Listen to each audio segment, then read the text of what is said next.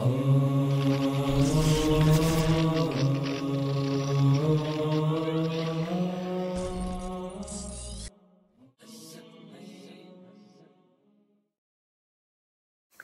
alaikum wa rahmatullahi wa barakatuhu, dear sisters. Inshallah, I will be providing you guys with short reminders weekly, inshallah, if all goes well.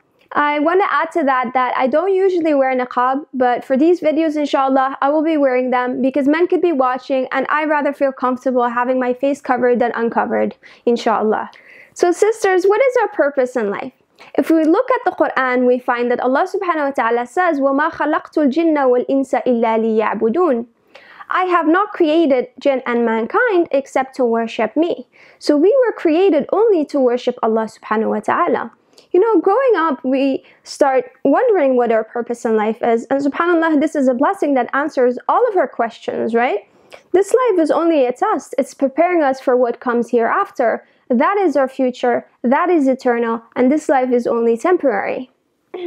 So sisters, why do we worship Allah subhanahu wa ta'ala? Do we worship Allah subhanahu wa ta'ala because Allah is in need of us? Of course not. He's not in need of us. We are the ones that are in need of Him. We go through trials and tribulations and difficulty, and we need Allah subhanahu wa ta'ala to guide us through these tests. We get challenged throughout life. We go through trials and tribulations, and it's not all for nothing. It's all for the sake of Allah subhanahu wa ta'ala. In order for us to grow, to have spiritual growth, and realize that this life in this dunya is only temporary. So what does worship actually mean? Does worshipping Allah subhanahu wa ta'ala mean that we have to start praying 24/7? No.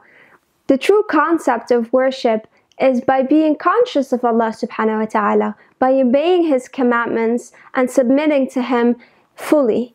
It's not something that we do part-time, this is something that we do 24/7, to be conscious of Him 24/7. Sisters, when we buy something, like this can be, I'm going to use a really random example, IKEA furniture, and I'm usually the one at home to set it up. If you buy IKEA furniture, yeah, it comes with instructions, right? And if you don't follow these instructions when you're putting up, let's say, a closet, you go through misery, you go through difficulty, and you can't figure it out. So you have to go back to the instructions and read them carefully so that you can set up the closet. You know, we can place this example in our lives. If we don't follow the guide of Allah subhanahu wa ta'ala, if we don't follow the Quran, we go through misery. And we can see this around us, right?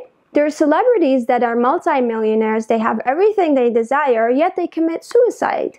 They fill their hearts only with love for this dunya, and they didn't fill it with Allah subhanahu wa ta'ala. If we fill our hearts with everything except Allah subhanahu wa ta'ala, we will go through misery and eventually we will be one of the losers. Sooner or later, sisters, we come to find out that this dunya has nothing to offer us, right? That the only happiness that we have in this life is by obeying Allah subhanahu wa ta'ala.